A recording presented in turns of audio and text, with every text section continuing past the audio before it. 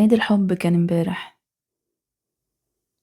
هل افتكرت كل الناس اللي انت بتحبهم وبعت لهم هدية او رسالة تعبر فيها عن حبك ليهم؟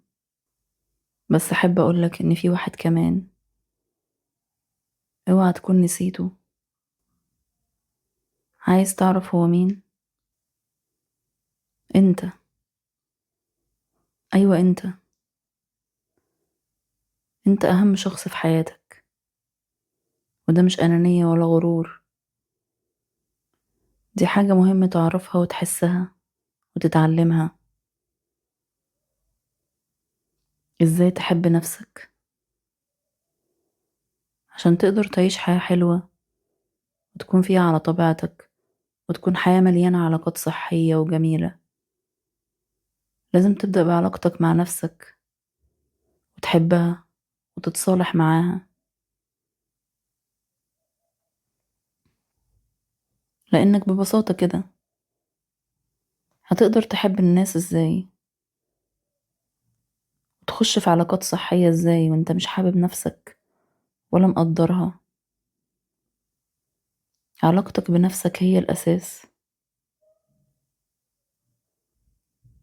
لو حبيت نفسك بجد هتعرف انك غالي، غالي جدا، لأنك من صنع الخالق. نفخ فيك من روحه. هتعرف انك تستاهل حياة حلوة،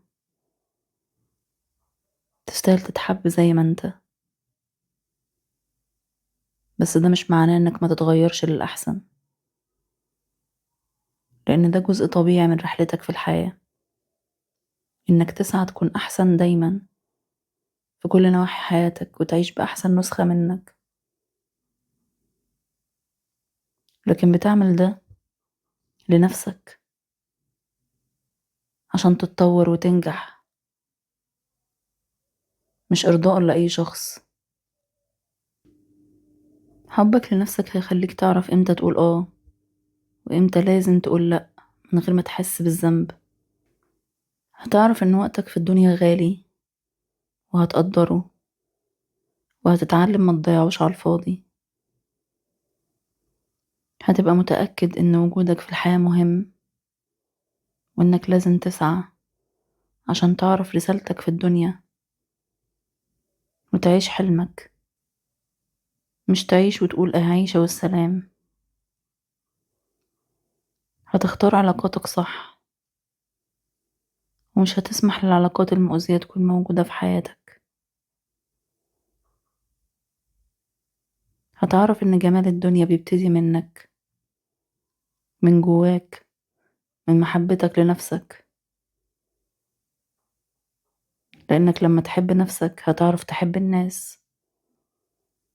هتعرف تفرق مين اللي شبهك، مين اللي ينفع يكمل معاك في طريقك، ومين اللي لازم يكون برا دايرتك.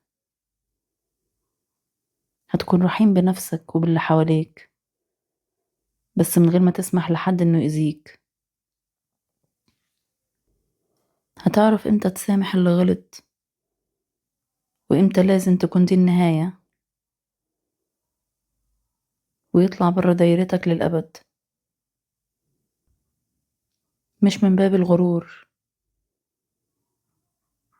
من باب إنك عرفت الصح، لأنك عرفت نفسك وعرفت الشخص اللي قدامك، وفهمت إنه مش شبهك، وإنه استحالة طريقكم يكون واحد.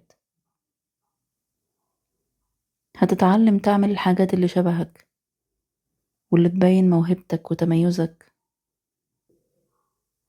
مش هتشتغل أي وظيفة لمجرد إنها بتجيب لك دخل عالي أو بتحقق لك مكانة اجتماعية. هتبقى عارف إن وجودك في العالم معناه إن أنت لازم تعيش حياة استثنائية مختلفة، مش شبه أي حد، وإن تميزك هو سر وجودك، وإن كل واحد فينا هو مخلوق فريد من نوعه، ما اتخلقش عشان يكون شبه التاني. عشان كده مهم في كل عيد حب تكون فاكر زي ما لازم تحب الناس اللي حواليك وتقدر حبهم ليك وتعبر عنه.